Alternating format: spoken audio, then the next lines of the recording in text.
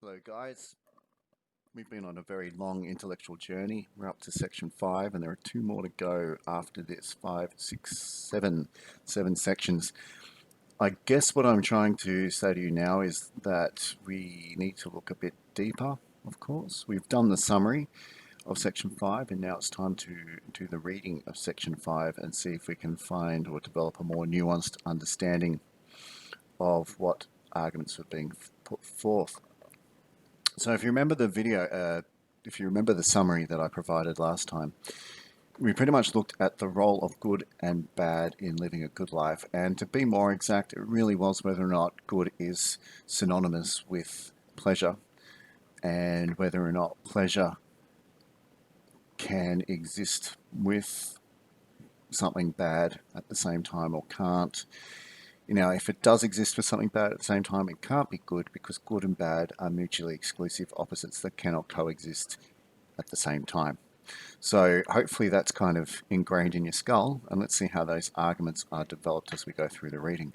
So it's quite obvious that what we need to do is we need to look at our prior knowledge that we gained when we were studying the text through the summary. Then we need to explore whether or not pleasure is synonymous with good. All right.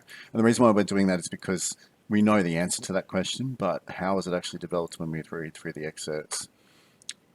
Right, and the next thing we need to do is we need to form an understanding of how Callicles and Socrates differ when talking about the definition of good. Because I'm not quite sure that Callicles is ready to give up that definition yet. Though in the mind of Plato, who wrote this text, it's quite easy to see that Socrates has used a clever, almost deductive argument to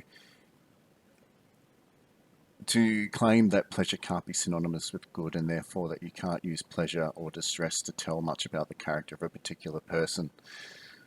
All right, so can you quickly score yourself on the success criteria? I think it'd be pretty high when it says that you can use your prior knowledge, but when it comes to doing the reading and performing a more nuanced understanding of these 2 points, we might be a bit low until we finish the reading. So can you quickly do that for me? And then for an APK, I'll quickly go through the visual mind map that we have, okay? Right, so the text has been pretty complicated so far. Remember when we finished section 4, we were talking about the capacity to give in to desire, etc. And that, we're talking about the jar analogy. Remember that? And that Callicles is very much a fan of the mind being like a jar with constant holes in it because you constantly get to experience the filling up of the jar. Whereas from Socrates' point of view, you get a more content, satisfied feeling when the jar has been filled up and you can sit back and reflect on it. So quickly, let's go through this map and talk about what we should be reading. Socrates asks Callicles, can he confirm that an infinite pursuit of pleasure is a good thing? That's what happens in the text. And of course, there's a little side issue. He asks if courage and knowledge are different. Then from there, he says, okay, well then is pleasure synonymous with good? Remember that good and bad must be opposites. And he does that by discussing good health and bad health and tries to point out that the behaviors that are for good health versus the behaviors that aren't for good health are mutually exclusive. All right? They're exclusive, so they can't exist at the same time. And I tried to come up with my own example, which talked about the fact that hot and yum can exist at the same time, so they're not opposites. But if you look at a hot laksa versus a frozen laksa, you can't have something that is hot and something that is frozen at the time. They can't coexist, therefore they are opposites. And the same is said about good and bad. That's what Socrates argues. So he then says that if something coexists or is lost at the same time, it cannot be good or bad. I don't know if we need to say good or bad. Maybe what we really mean is opposites, but I know from reading the chapter, which I am trying to stay 100% in line with, that's the chapter in the textbook, they argue quite clearly that if something is lost at the same time, it can't be good or bad. And Callicles says, yeah, I agree with this. So Socrates says, okay, well, let's really think about this in depth. You can imagine someone who's thirsty. When they're actually drinking, they're experiencing a pleasant sensation. Most people would say that being thirsty is a distressing state. And when you're actually satiating your thirst, it's actually quite pleasant. But while you are actually drinking, you're also still motivated to keep drinking more, which means that you're experiencing pleasure and distress at the same time. Callicles agrees with this. So he's saying that you lose your that you experience pleasure and distress at the same time. Therefore, one cannot be, or pleasure can't actually be good because pleasure coexists at the same time as something we know that is bad, which is distress.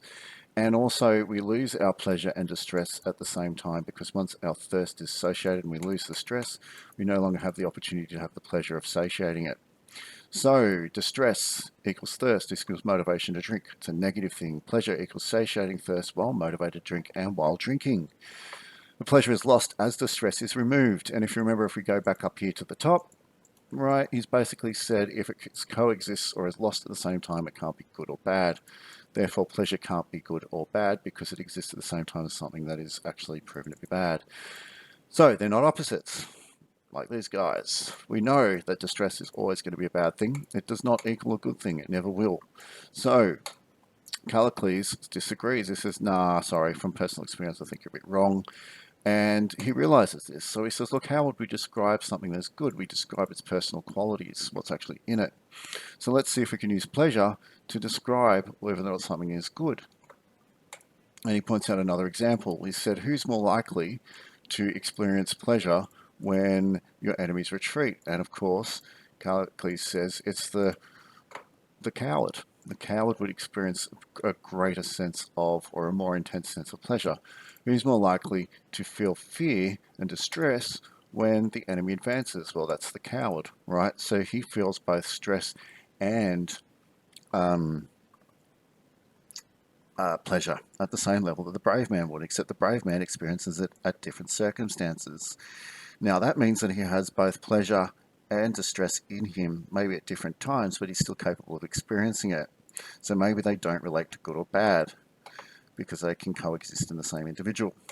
We then have, we then extrapolate the brave man to the clever man that we talk about in the world of politics, or we talk about the fool or the stupid man in the world of politics, and we both have to admit that all four of these different types of people feel stress and feel happiness or pleasure to the same degree. They're just triggered by different scenarios. So we can't tell if a person is good or bad based on the pleasure they seek or the pleasure they have, and that pleasure can't really tell you anything about whether or not a person is good or has good qualities, or a person is bad and has bad qualities. Take a moment to recap on that. You need to know that because it will come apparent while we actually do the reading. Okay, so let's start reading. You don't always say what you think either, Socrates. Well, if that's true, it only makes me just as wrong as you. But are you really sure, Callicles, that unrestricted pleasure is a good thing?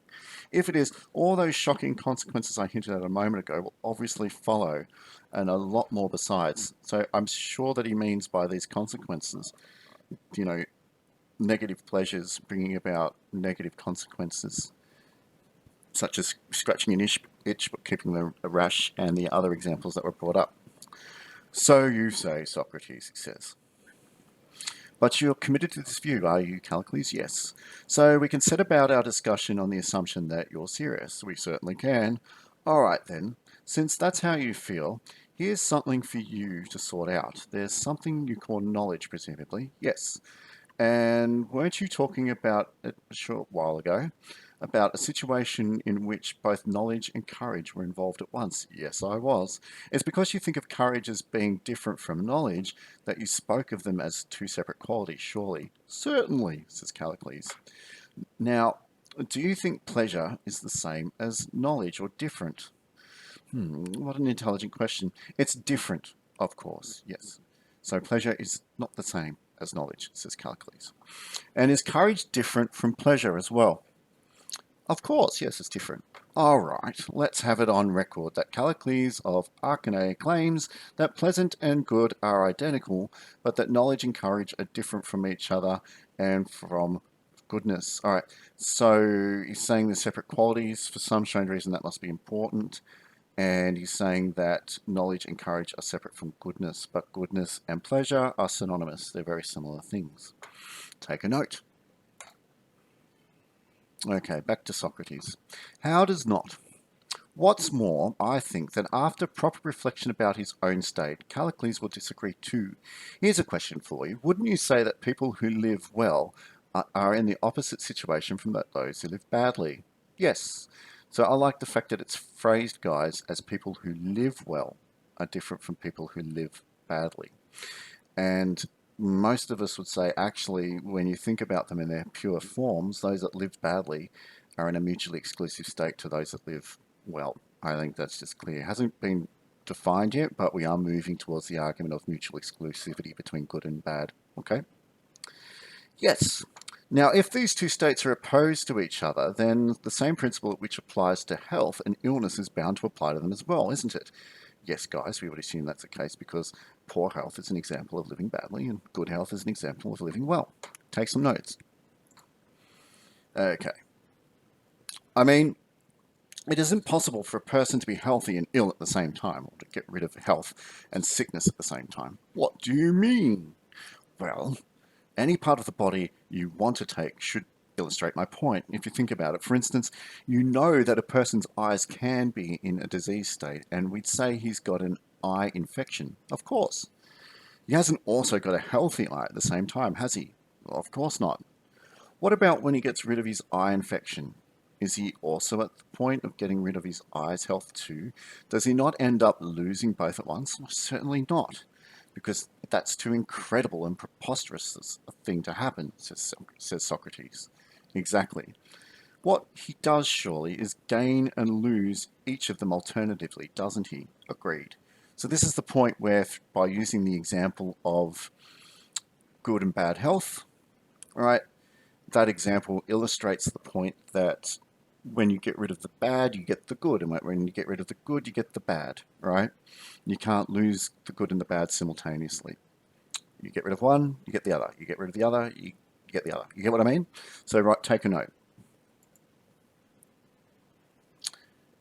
Agreed, says Callicles. Socrates then says, and doesn't the same principle apply to strength and weakness as well? Yes. No, that makes sense, guys. It's good to be strong. You lose your strength, you become weak, which is bad. You lose your weakness, you become strong. The two are mutually exclusive. Another example of good and bad, or positive and negative, being mutually exclusive. Okay?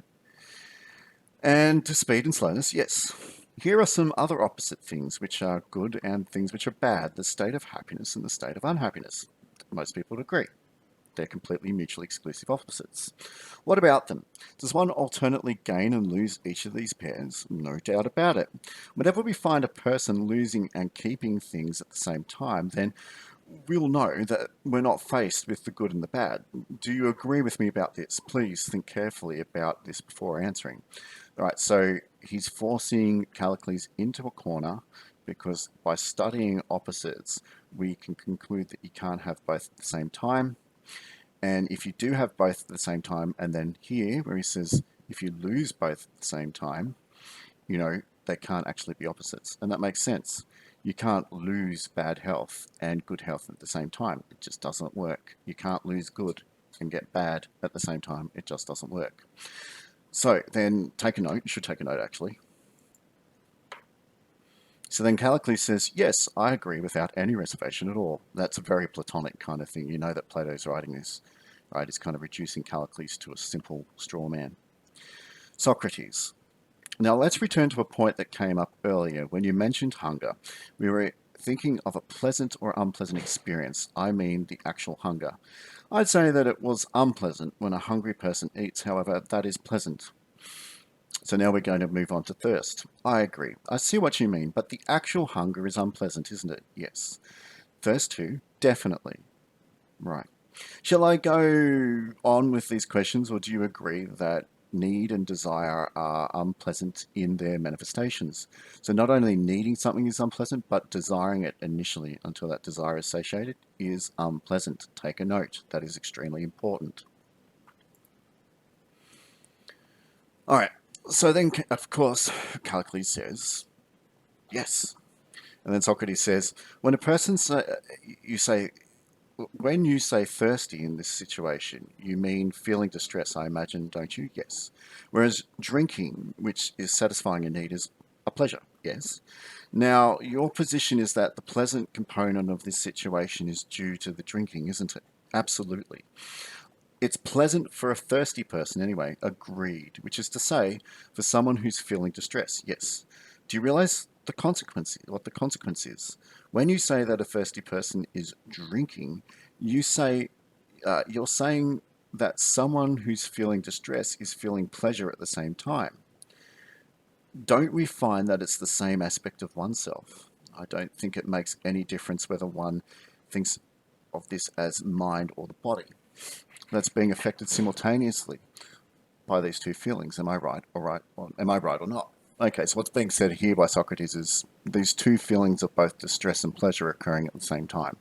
To which Callicles says, "You are." Well, now, according to you, it's impossible to live well and at the same time live badly. Perfect. So this is where we get an example of the nuance because it didn't come up in the summary that I provided. Obviously, you're living well if you are satiating your thirst, but you're living poorly if you're experiencing the desire and the need to satiate your thirst. And according to Socrates, that just can't be the case um, because the satiating is creating pleasure and the distress is something bad or something negative that both have agreed on. So as a consequence, because the pleasure occurs simultaneously when you're experiencing the distress, the pleasure must be something different from the good. All right? And that's what he says, look, it's impossible to live well and at the same time live badly. So most of us would actually agree with that. And he says, yes. You've agreed with me, however, that pleasure, this is Socrates, and distress can coincide. Yes, I suppose they do. Socrates, it follows that you feel pleasure is not the same as to live well, and that to feel distress is not the same as to live badly, and therefore the pleasant and the good are different. So here's where Socrates has proved him wrong, using a deductive argument, saying, based on everything you've told me, it is a logical conclusion that pleasure is not the same as living well, and perhaps distress is not the same as living badly, which I think we need to keep an eye on that last statement about pleasure living badly. Can you quickly take a note? All right. I don't know what to make of these clever arguments of yours, Socrates. You do, Callicles. You're only pretending not to. Now press on. There's further to go. Why do you persist in this nonsense?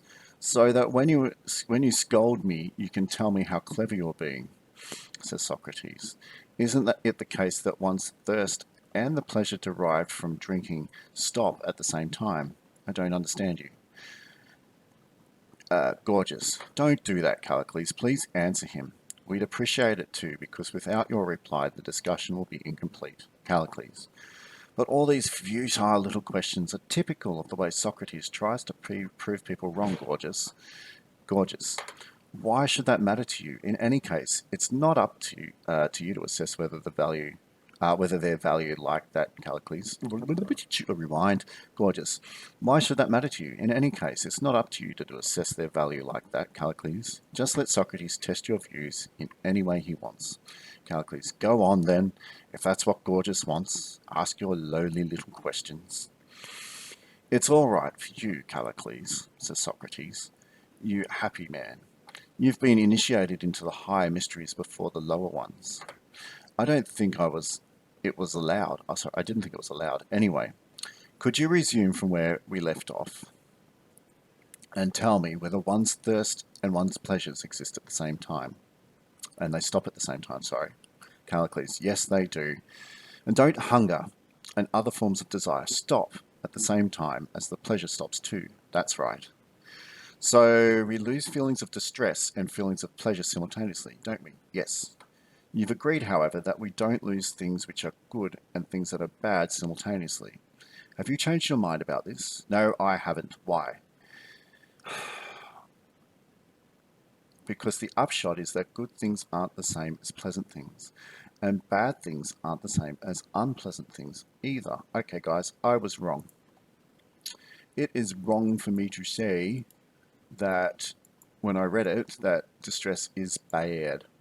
But we'll see if he changes his mind as we read along, okay?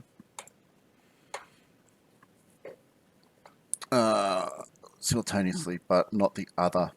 Let's rewind. You see, when we lose one pair simultaneously, but not the other, that means they're different. How could things which are good be the same as things which are pleasant then? How could bad things and unpleasant things be the same? But I don't think this argument of mine has won your agreement, so here's an alternative approach you might prefer. What do you think about this? If you describe people as good looking, if they have good looks, and by the same token, isn't the possession of good qualities that enables you to refer them as good? Yes. Okay, so what's really important, and you're only going to get to know this if you put your notes down, distress or negative pleasures or being unpleasant does not equal bad. That is something I have got wrong in my notes. Something that I just inferred when I was putting them together. You need to make that note, and that is because distress and good and bad cannot occur simultaneously, but distress and pleasure can occur simultaneously. Ergo, distress and uh, distress and pleasure are not good or bad because the two have to be opposites. All right. That is something you need to record. You need to make sure that you understand that that is what we need to put down. That is so important to record it, record it, record it, record it. All right. One other reason why I want you to record it is because obviously it's a good thing to cause yourself a bit of distress when you punish yourself and purify yourself back to the spiritual ideal that Socrates was talking about at the start. So in many ways, distress and things that are unpleasant can be good for you. Ergo, bad does not equal unpleasant. All right. So again, you need to note take that. You need to understand that Mr. Ross made a mistake, and that's probably a good thing because often we clarify our understandings as we read through texts, and hopefully I have demonstrated this to you. Okay. So he's saying that basically, when we left off reading this, we're talking about arguments that describe good-looking people as having the qualities of good. Yes, says Callicles.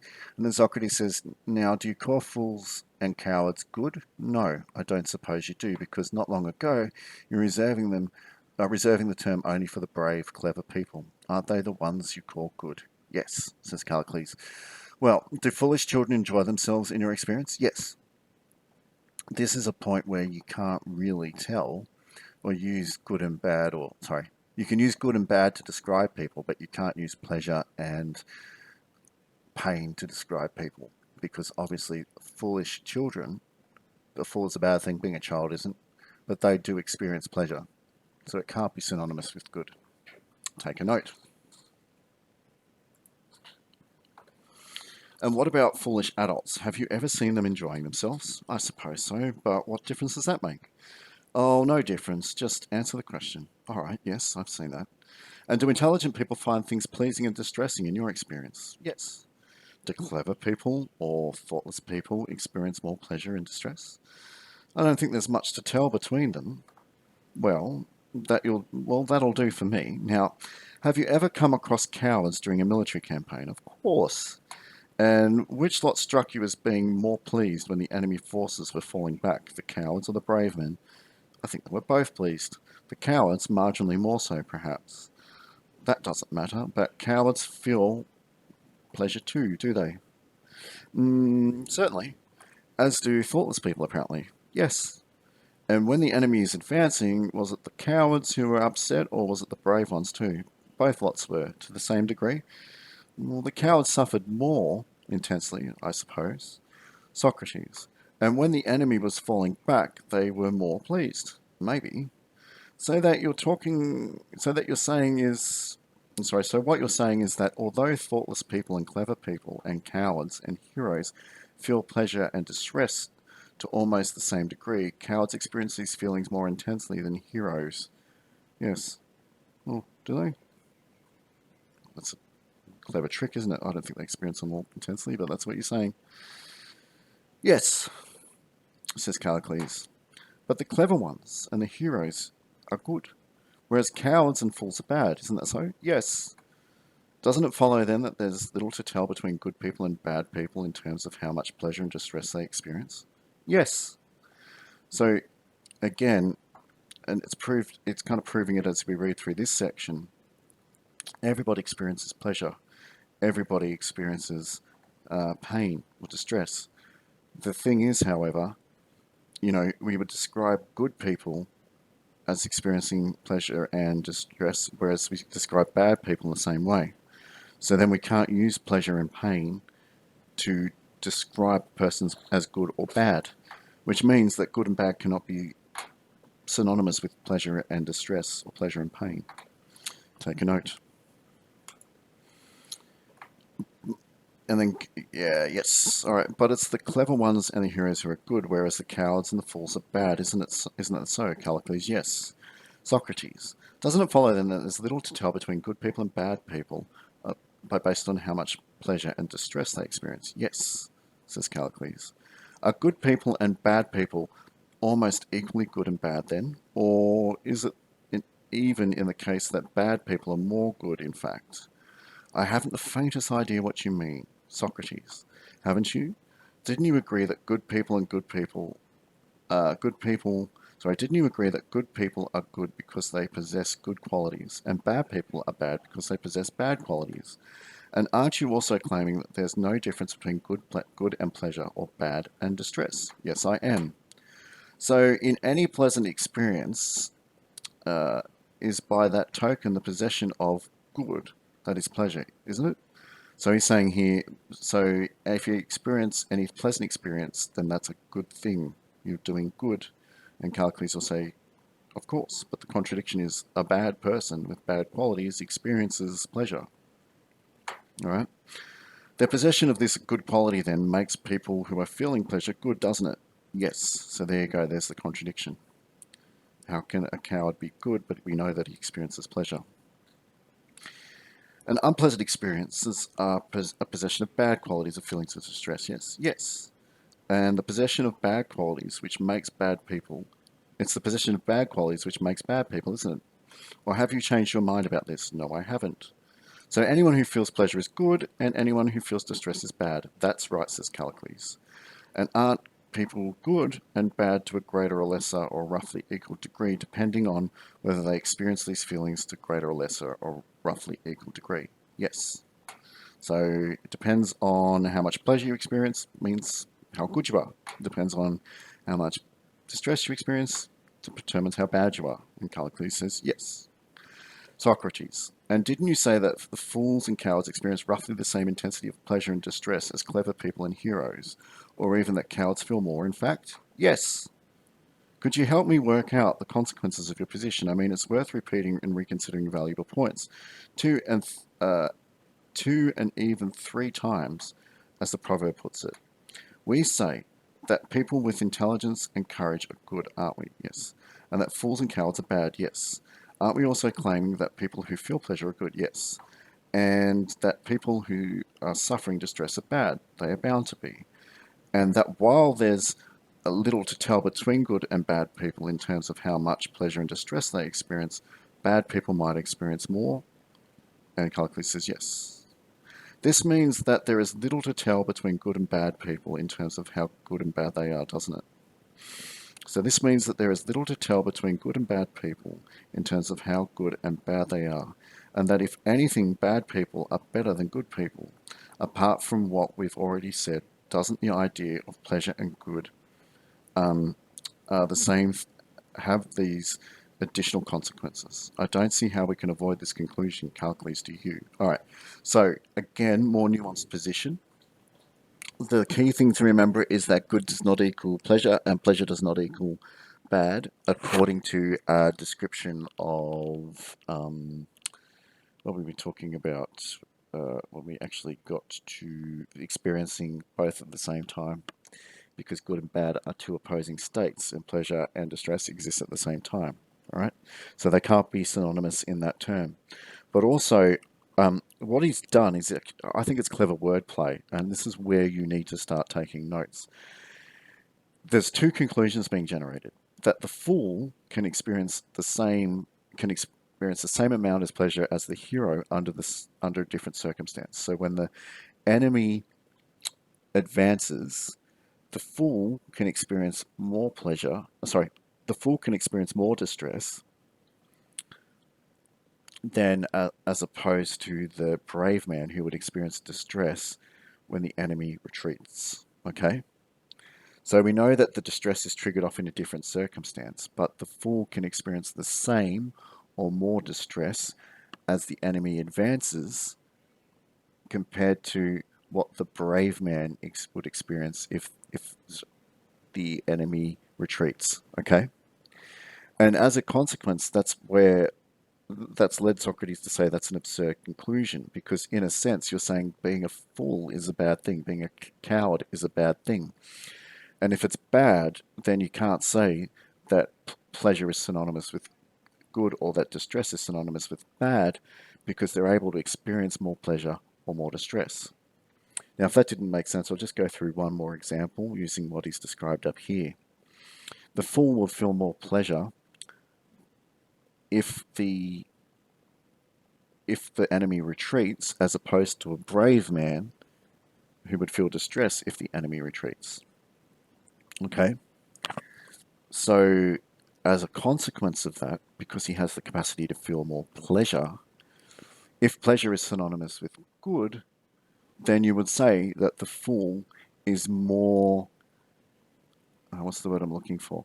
Is more good than the brave man. But common sense and inductive reasoning tells us that being a coward or being a fool is a bad thing, right? So that just doesn't make sense. It can't be that because you experience more pleasure, you are a better or you are a good person.